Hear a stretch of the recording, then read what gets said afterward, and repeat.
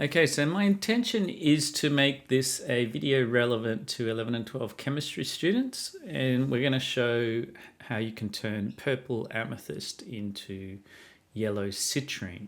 Now I had to sort of guess. I couldn't, the kiln in the art department goes up over 1,000 and that'll destroy everything. It's too hot, it'll melt it or whatever. So I had to sort of guess that Bunsen burner can go up to 1,500. So I figured if I put it up on this gauze here, it might get it to the 500. So what we need to do is get it for 500, apparently for 8 hours, okay? But this worked after 20 minutes.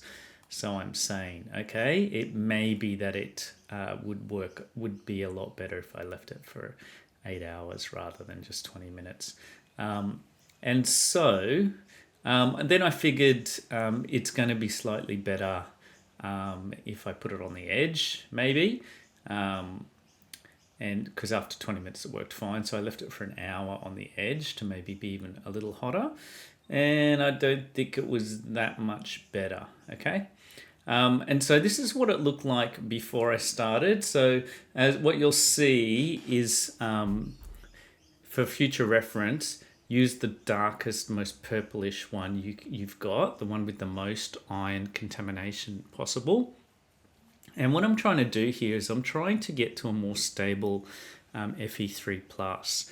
And the more stable Fe3+, should be yellow. So normally 2+ is green. So I don't want to get into the arguments here of where the colors are. So there is quite a recent research article 2020 that summarizes all the different other research articles, believe it or not. There's a lot of research going into this, trying to work out where the color's coming from, but I'm just going to keep it simple to year 11 and 12.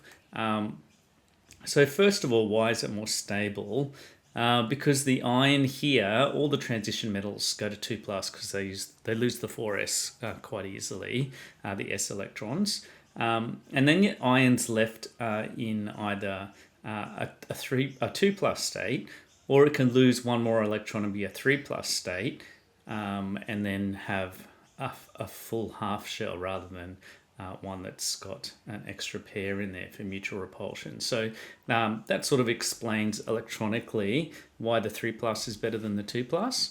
And so if I go up to this other slide here, the 3+ is therefore the favored one. So if you excited it and threw more electrons out there and heated it up, you would expect it to go to the more stable state, which is the 3+, which is what it does. Now, the confusion in all of this is that apparently it can be lilac too, a little bit of lilac, and that's the color comes from the Fe3+. And then around 420 to 440, a lot of the 3+ is destroyed to 2+, and that makes it a greenish color. And is mine green or is it yellow? I'm not sure. All right. And then what happens in the end is once you heat it up a little more for a little longer, finally everything goes to the more stable Fe3+, and then it goes yellow. And so that's what I'm saying I've got here. It does look a little greenish, but it looks a little yellowish too. Especially after 1 hour, it's starting to look maybe a little bit more yellowish, greenish. So I don't even know what that was. Green quartz is called prasiolite or something, okay? And the yellow quartz is called citrine. Now, they do this with lots of gems, and it's not considered to be cheating. It's still considered natural. So sapphires, they make them more blue by heating them as well.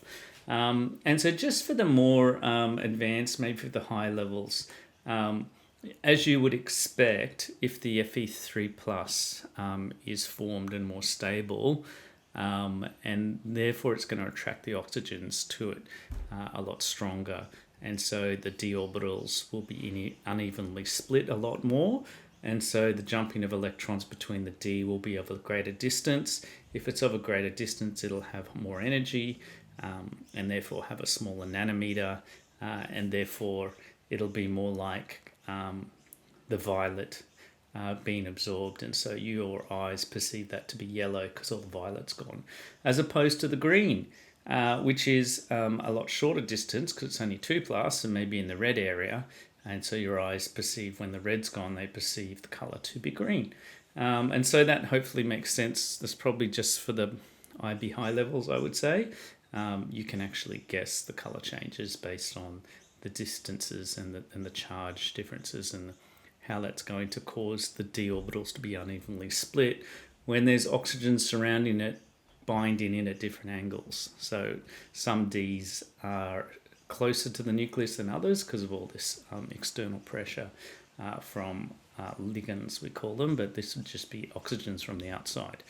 Okay, and so hopefully that's a sort of practical application to make gems more expensive, basically, especially for things like sapphires. But be careful, you can destroy the gem color altogether and make it go clear. All right, so watch out for that.